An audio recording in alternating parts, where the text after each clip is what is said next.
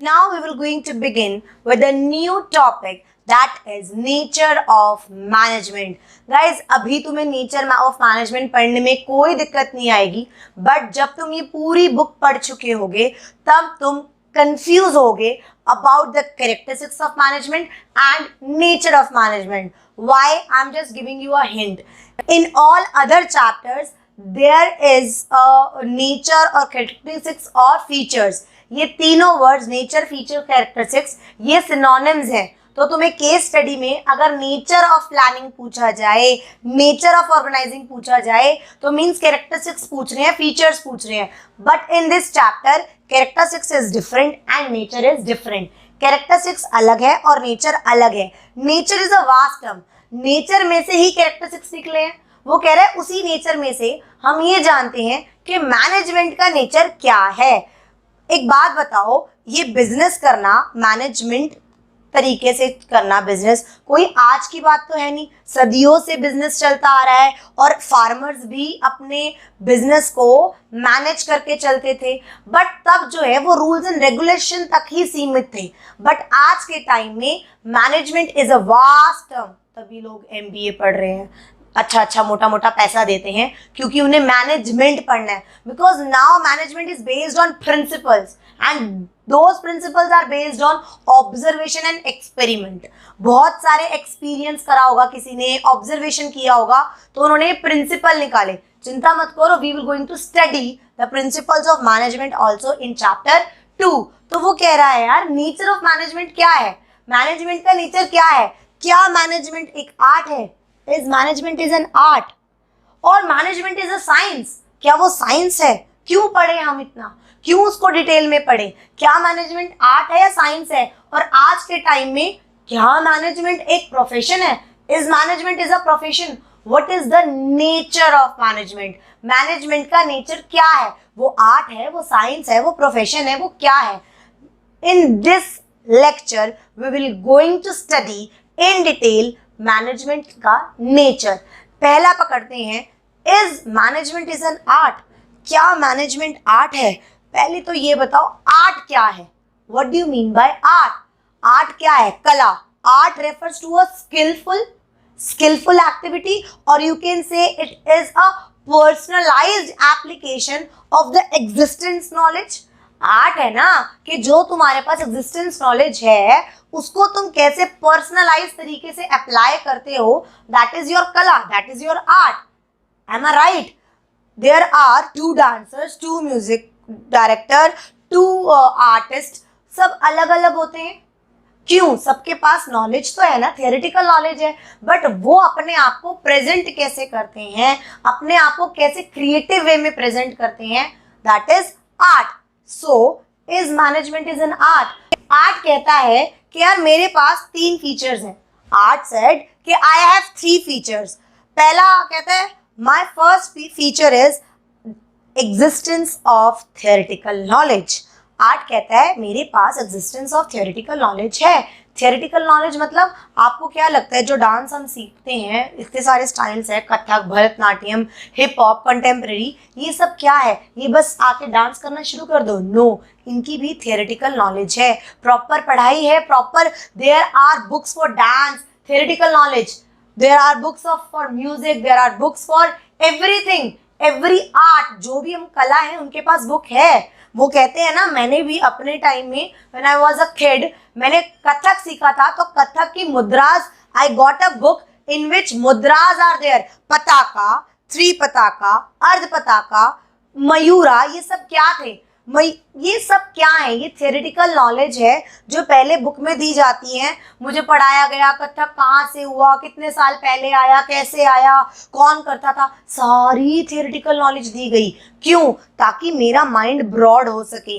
ऐसा नहीं है जाओ और डांस करना शुरू कर दो. No, there is a proper theoretical knowledge for art also. Systematic और एक ऑर्गेनाइज तरीके से स्टडी मटेरियल होता है हर एक आर्ट लाइन में. तो सबसे पहला फीचर आर्ट ने ये कहा कि मेरे पास तो थियोरेटिकल नॉलेज है. दूसरा उसने कहा that personalised application is there in my line. वो कहता है थियोरेटिकल नॉलेज तो सारे लेते हैं बट मेरा कैरेक्टरिस्टिक्स ये है, मेरा फीचर ये है कि देयर इज पर्सनलाइज्ड एप्लीकेशन, कि तुम कैसे अप्लाई करते हो, जो तुमने सीखा है वो वेरी करता है from individual to individual. Means one dancer is different from the other, though उन्होंने थियोरेटिकल नॉलेज सेम ली है। फॉर एग्जाम्पल म्यूजिक तुम भी गा रहे हो, तुम भी सिंगर हो, मैं भी सिंगर हूं, बट नोट्स तो वही 7 सुर है ना, बट कौन अपने तरीके से उसमें वेरिएशन लेके आ रहा है वो मैटर कर रहा है। तुम कैसे अप्लाई कर रहे हो, आर्ट करने वाला आर्टिस्टिक जो ड्राइंग करता है, कलर्स तो वही है, बट वो कैसे अपने टैलेंट को, अपने क्रिएटिविटी को, अपने थियोरेटिकल नॉलेज को कैसे उतारता है पेपर पर, वो वेरी करता है।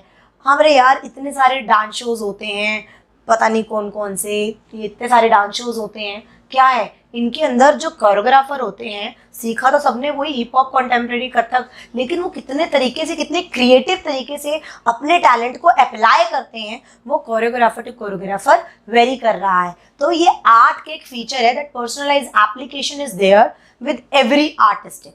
Last one, last feature, I will say, last feature of art is based on practice and creativity। वो कह रहा है मेरा जो आर्ट है वो बेस किसके ऊपर होता है, जितनी तुम प्रैक्टिस करोगे और जितनी तुम क्रिएटिविटी दिखाओगे।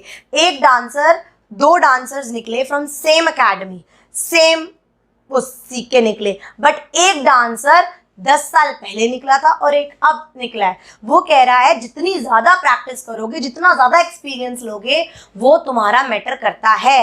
एक डांसर जो नया नया है और एक डांसर जो 4 साल या 5 साल या 10 साल या 15 साल या 20 साल या 25 साल पुराना है, उसकी क्रिएटिविटी में एक डिफरेंस आएगा, because art is based on practice and creativity. जितनी ज़्यादा प्रैक्टिस करोगे, जितनी क्रिएटिविटी से यूज़ करोगे, उतना तुम्हारा नाम होगा। तभी डांस तो बहुत लोग सीखते हैं, सिंगर्स तो बहुत लोग बनते हैं, बट वो कुछ आगे ही निकल जाते हैं और कुछ पीछे रह जाते हैं। रीज़न बिकॉज उनकी प्रैक्टिस कितनी है, उन्होंने किस तरीके से अप्लाई करा, वो वेरी करता है। अब आर्ट ने, जो कला थी, उसने ये कह दिया कि मेरे अंदर ये 3 कैरेक्टरिस्टिक्स हैं, कि मेरे पास थियोरेटिकल नॉलेज भी है, पर्सनलाइज एप्लीकेशन करती हूँ और मैं बेस्ड हूँ ऑन प्रैक्टिस एंड क्रिएटिविटी। अब मैनेजमेंट आया, मैनेजमेंट कहता है अब चेक करते हैं क्या ये फीचर्स मेरे अंदर भी हैं। अगर मेरे अंदर ये तीनों फीचर्स हैं तो मतलब मैं भी एक कला हूँ। तो पहला फीचर क्या था, वो कह रहा था art is based on theoretical knowledge. तो मैनेजमेंट कहता है ओए I am also based on theoretical knowledge. अभी तुम क्या कर रहे हो, तुम मैनेजमेंट की थियोरेटिकल नॉलेज ही तो ले रहे हो मुझसे। तुम लोग पढ़ते हो, आगे हम प्रिंसिपल्स पढ़ेंगे, कैसे करते हैं, कैसे मैनेजर को बचना चाहिए, क्या करना चाहिए, ये सब क्या है, थियोरेटिकल बुक्स है ना।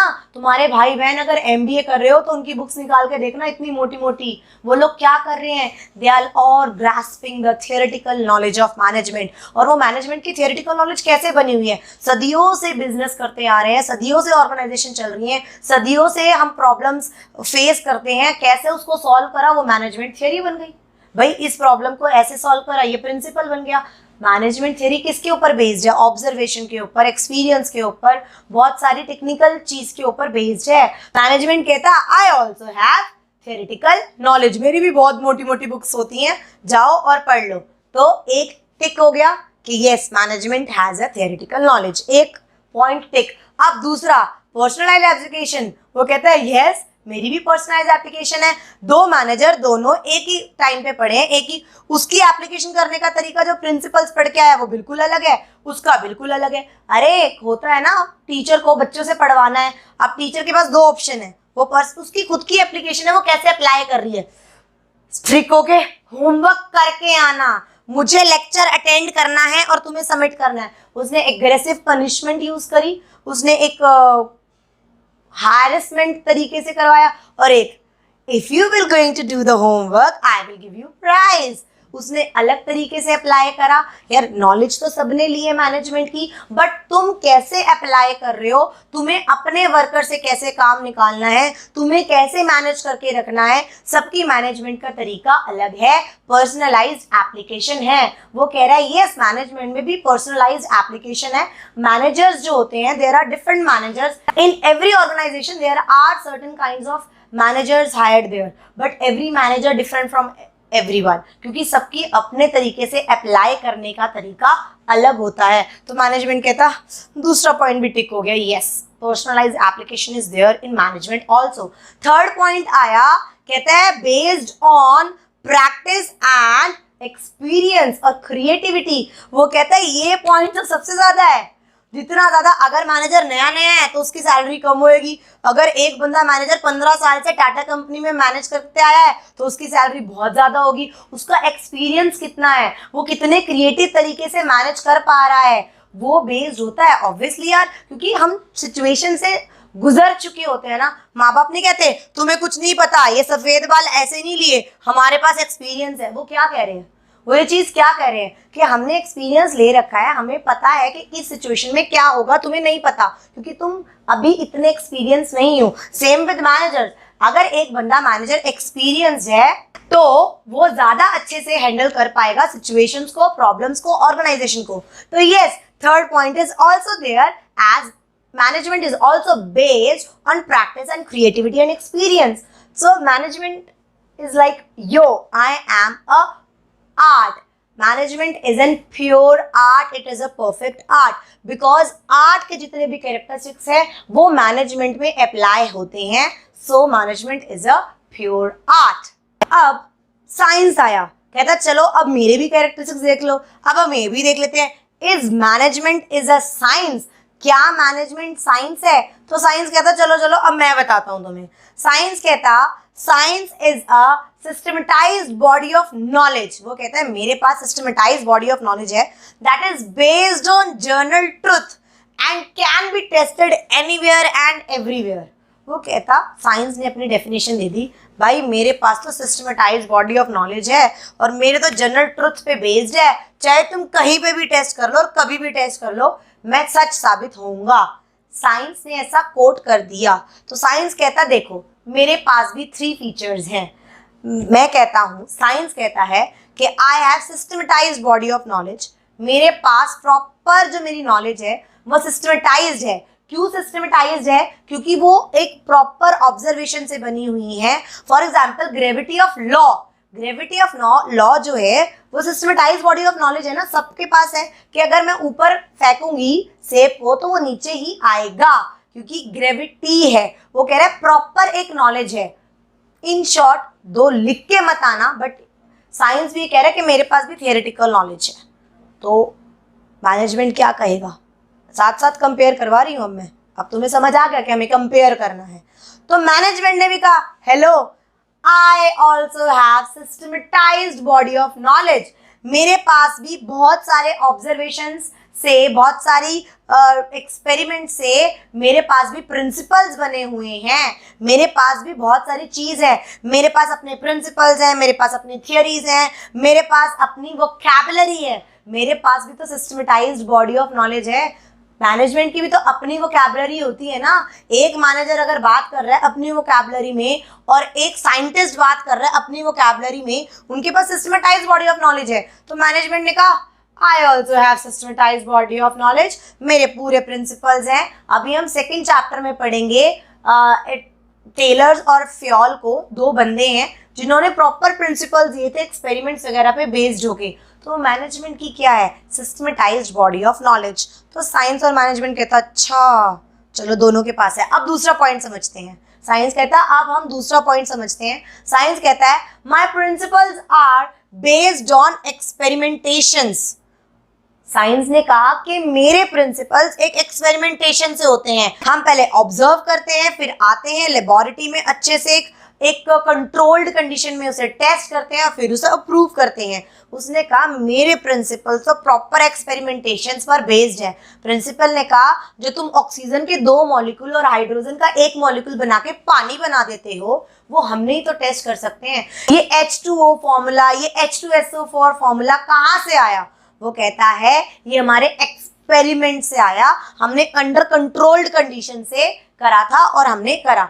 तो साइंस कहता है my principles are based on experimentations. तो मैनेजमेंट कहता है hello, my principles are also based on experimentations and observation. तुम्हें क्या लगता है कि हमारे प्रिंसिपल्स ऐसे हवा में बन गए? Over a period of time there are certain scientists and administrators who are observing lots of things. बहुत सारी चीजें ऑब्जर्व करते हैं, एक्सपेरिमेंट करते हैं. चलो यार हम एक्सपेरिमेंट करके देखेंगे वर्कर के ऊपर क्या हम काम निकाल पाएंगे. उन्होंने एक्सपेरिमेंट करा और उनके रिजल्ट्स आए. बट यहाँ पर सिर्फ फर्क क्या है कि यहाँ पर क्योंकि ह्यूमन फैक्टर पे बेस्ड है, ह्यूमन फैक्टर इन्वॉल्व है, तो उनके हो सकता है जो रिजल्ट्स हैं, जो आउटकम है, वो इतने कैपेबल ना हो प्रिडिक्ट करना. हो सकता है कि हम एक वर्कर पे करें तो वो एक्सपेरिमेंट कामयाब हो जाए, 10 पे करें एक्सपेरिमेंट कामयाब हो जाए, 20 पे करें एक्सपेरिमेंट कामयाब हो जाए. बट हो सकता है जब हम 21 पे काम करें वर्कर पे तो वो कामयाब ना हो. तो मतलब हमारे भी प्रिंसिपल्स बेस्ड ऑन एक्सपेरिमेंट्स ही हैं, बट ये इतने एग्जैक्ट नहीं है क्योंकि ह्यूमन फैक्टर है हमारे अंदर. इतने they are not as much capable to being predictable and because of human factor. Predictable नहीं है, हो सकता है कभी कभी वैरी कर जाए. तो सेकेंड पॉइंट भी समझ आ गया. बट हम इन ऑन ऑफ कह सकते हैं कि यस, हाँ हमारे principles are based on experimentation and observation. फिर थर्ड आया, साइंस ने कहा hello universal validity can be tested anywhere and everywhere. Science ने एटीट्यूड में कहा कि मेरा तो यूनिवर्सल वैलिडिटी है, तू कहीं पे भी एक्सपेरिमेंट करके देख ले. तू सेब को यहाँ उछाल ले, अमेरिका में उछाल ले, अफ्रीका में उछाल ले, कहीं पे भी उछाल ले, लॉ ऑफ ग्रेविटी लगेगा ही लगेगा. तू पानी यहाँ बना ले उस फॉर्मूले से या कहीं और बना ले, लगेगा ही लगेगा. यूनिवर्सल वैलिडिटी है, यूनिवर्सल वैलिडिटी एंड एप्लीकेशन. पूरे ब्रह्मांड में मैं चलता हूँ. क्या मैनेजमेंट कहता, sorry this is not applicable on me because मेरी यूनिवर्सल वैलिडिटी नहीं है. जो कंसेप्ट्स चाइना में यूज होते हैं वो यहाँ नहीं हो पाते. एग्जाम्पल दूं, चाइना में अगर वर्कर्स को पैसे ज्यादा निकलवाने हैं, बोनस निकलवाने हैं, तो वो पता है क्या करते हैं, they do over time. Black band बांधते हैं हाथ पे और वो दिन रात लगे रहते हैं 2 दिन 4 दिन 10 दिन 20 दिन कि हमारे बोनस बढ़ाओ, मेरी सैलरी बढ़ाओ. बट ये चीज यहाँ चलती है, वहां की मैनेजमेंट ने मान ली ये चीज, बट यहाँ तो स्ट्राइक पे बैठ जाएंगे, धरने पे बैठ जाएंगे. तो वो कह रहा है मेरे जो प्रिंसिपल्स है, मेरे जो नॉलेज है वो यूनिवर्सल वैलिडिटी नहीं है क्योंकि हमारे जो प्रिंसिपल्स हैं वो ह्यूमन पे लगते हैं. तो उनका आउटपुट इतना प्रिडिक्टेबल, इतना एग्जैक्ट, इतना एक्यूरेट नहीं होता. तो मैनेजमेंट कहती नहीं, यूनिवर्सल वैलिडिटी तो मेरी नहीं है मैनेजमेंट की क्योंकि ह्यूमन फैक्टर की वजह से. तो हमने क्या देखा, मैनेजमेंट ने कहा ठीक है, management is not an exact science, it is an inexact science. वो इनएग्जैक्ट साइंस है, इतनी प्योर नहीं है साइंस जैसे. But yes, I am an inexact science. I can say I am a social science. Why I am a social science? Because of the prominence of human factor, because of human resources I can be said to be a social science. क्योंकि मेरा social मतलब society मतलब human से related है, तो मैं एक pure science नहीं हूँ, इनएग्जैक्ट साइंस हूँ. और you can say I can said to be a social science. अब आर्ट और साइंस का तो निपटारा हो गया. मैनेजमेंट खड़ी हुई, मैनेजमेंट कहती आई एम अ आर्ट और आई एम एन इनएग्जैक्ट साइंस. ये दोनों वो बोर्ड लेके खड़ी हो गई. अब मैनेजमेंट का है, क्या मैनेजमेंट एक प्रोफेशन है? अब हमारा क्वेश्चन आता है, is management is a profession? एक बात बताओ, आज के टाइम में अगर तुम्हें कोई भी ऑर्गेनाइज्ड एक्टिविटी करनी है, that should be manage, that activity should be clearly manage. कोई भी एक्टिविटी हो तो अगर ऑर्गेनाइजेशन में बहुत सारी एक्टिविटी होती है तो आज के टाइम में ऑर्गेनाइजेशन क्या करता है, organisation is looking for that individual. वो उस इंडिविजुअल को देखता है जिसके पास क्वालिफिकेशन भी हो और एक्सपीरियंस भी हो कि यार मैं वो वाला इंडिविजुअल हायर करूंगा जो क्वालिफाइड भी और एक्सपीरियंस भी हो. क्यों करेगा? क्योंकि वो अपने बिजनेस को अच्छे तरीके से मैनेज करवाना चाहता है. क्या हम इन बात से ये जज कर लें यार yes management is a profession? क्योंकि प्रोफेशन है ना. प्रोफेशन क्या होते हैं? प्रोफेशन का मतलब क्या है? प्रोफेशन मीन्स एक ऐसी occupation, profession means an occupation for which a specialised knowledge and skills are required and entry is restricted. वो प्रोफेशन है like doctor, accountant, teacher, lawyer. ये सब क्या है? प्रोफेशन है ना, इनके पास एक स्पेशलाइज्ड नॉलेज है, स्किल्स हैं, और इनकी एंट्री रिस्ट्रिक्टेड है, एक ऑक्यूपेशन पे बैठते हैं वो लोग, they are in a profession. तो क्या मैनेजमेंट भी एक प्रोफेशन है? हमने कहा यार आज के टाइम में सारी ऑर्गेनाइजेशन ऐसे इंडिविजुअल को ढूंढ रही है जो पढ़ा लिखा हो, क्वालिफाइड हो, एक्सपीरियंस्ड हो, उसी को हम हायर करेंगे ताकि वो हमारी ऑर्गेनाइजेशन को मैनेज कर पाए। तो अब हम देखेंगे कौन कौन से फीचर्स ऐसे हैं जो प्रोफेशन में हैं और क्या वो फीचर्स हमारे पास मैनेजमेंट में भी अवेलेबल हैं। तो हमारे पास हमारा ये बोर्ड आ गया, चार्ट आ चुका है। तो वो सबसे पहला कह रहा है, सबसे पहला प्रोफेशन में कह रहा है well defined body of knowledge. Profession has a well defined body of knowledge, proper एक नॉलेज का पिटारा है। वो कहता है यार अभी हम 2 टाइम से अभी इतना बड़ा लेक्चर सुन के आए हैं, अगर प्रोफेशन के पास एक प्रॉपर नॉलेज है, एक प्रॉपर डिफाइंड है कि भाई कैसे करना है कैसे नहीं करना, हर का है ना। वो कह रहे मैनेजमेंट के पास भी प्रॉपर नॉलेज है। Yes, yes, theoretical knowledge, systematized knowledge, well defined body of knowledge। इतनी मोटी मोटी बुकें क्या कर रहे हैं, हम पढ़ी तो रहे हैं ना, तुम और मैं क्या कर रहे हैं, हम theoretical knowledge ही तो ले रहे हैं ना, well defined body of knowledge ही तो ले रहे हैं मैनेजमेंट की। तो मैनेजमेंट कहता है देखो मैं अब और नहीं बोलना चाहता, मैं ऑलरेडी आर्ट और साइंस को समझा चुका हूँ, तू भी समझ ले कि मेरे पास भी well defined body of knowledge है।